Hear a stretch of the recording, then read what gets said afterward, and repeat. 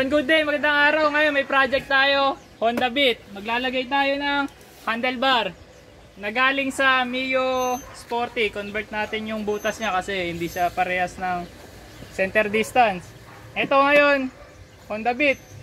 Ngayon, para sa mga nagtatanong kung kailangan pa ba tanggalin yung battery ng motor kapag magwe-welding. Ito, masasagot na yung mga tanong nyo. Ngayon, hindi natin tatanggalin kasi syempre, tamad tayo eh. Hindi, pero pakita ko sa inyo. Tapos mamaya papaliwanag ko kung bakit. Okay, ito, start natin. Oh, magana pa. Mamaya, tingnan natin kung gagana pa siya. Ayan, nakikabit na natin yung flat bar. Hindi natin ikakat yung video para makita nyo. Gagana pa ito mamaya. Baka mamaya na sabihin nyo, tinanggal namin yung battery. Ayan. I-sentro muna natin konti.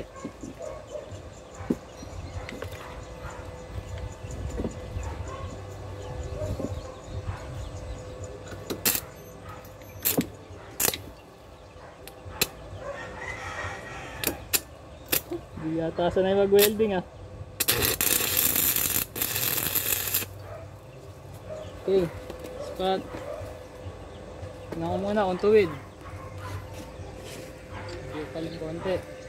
Isit natin.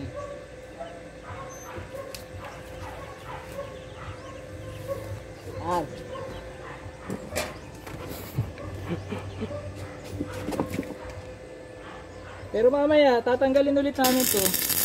Sa baba na namin to i-welding. Pupulog. Ngayon tacking lang. Saka titingnan namin kung ayos ba yung level niya kasi lalagyan to ng lalagyan to ng box. Ayan, pakita mo yung box nasa likod. Ayan, sa pangkapihan. May spot ulit.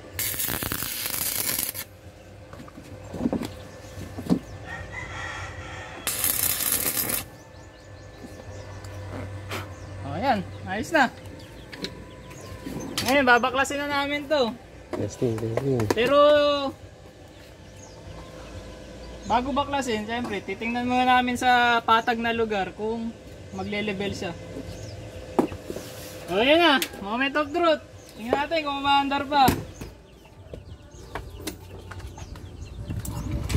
Ay! Umandar! Ibig sabihin, pwede pala. Yun. Bakit nga ba ganun? Bakit umandar? Kasi, ang ginawa natin, yung ground natin ng welding, nakarekta na sa mismong we-weldingan natin.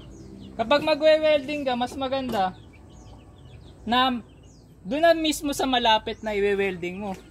Doon mo na ikakabit yung ground. Huwag sa center stand, huwag doon sa bandang harap ng motor. Kasi yung kuryente, dadaloy pa yan kung saan.